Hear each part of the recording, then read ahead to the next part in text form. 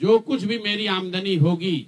उसका कम से कम 90% मैं जन स्वराज के इस अभियान को चलाने के लिए दान करूंगा। और दूसरा, पिछले 20 वर्ष में जो कुछ भी मैंने कमाया है, मेरी जो चल अचल संपत्ति है, उसमें एक अपने परिवार के लिए घर को छोड़कर बाकी सब कुछ जरूरत के मुताबिक जन स्वराज को डोनेट कर दिया जाएगा। और 15 जनवरी से करीब करीब 1.5 बरस लगातार बिहार के 1,18,000 वार्ड में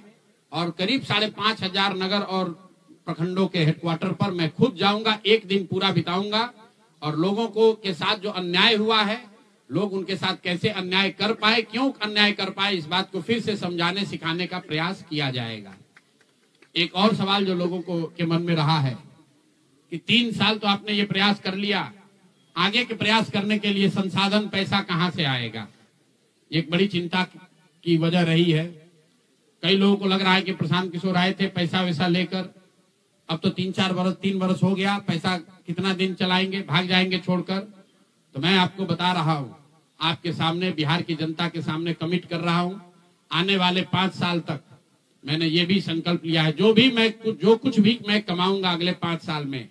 उसका 90%, कम से कम 90% जन स्वराज के इस अभियान के लिए डोनेट कर रहे हैं। यही नहीं, पिछले 20 वर्ष में मैंने अपने द्वारा अर्जित की गई जो भी मेरी चल अचल संपत्ति है,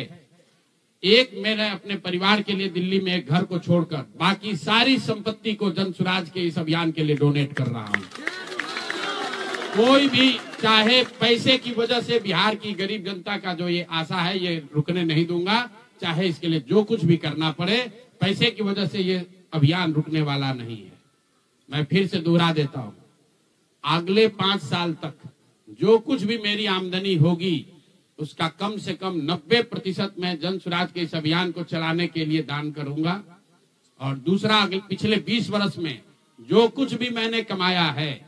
मेरी जो चल अचल संपत्ति है, उसमें एक अपने परिवार के लिए घर को छोड़कर बाकी सब कुछ जरूरत के मुताबिक जन स्वराज को डोनेट कर दिया जाएगा।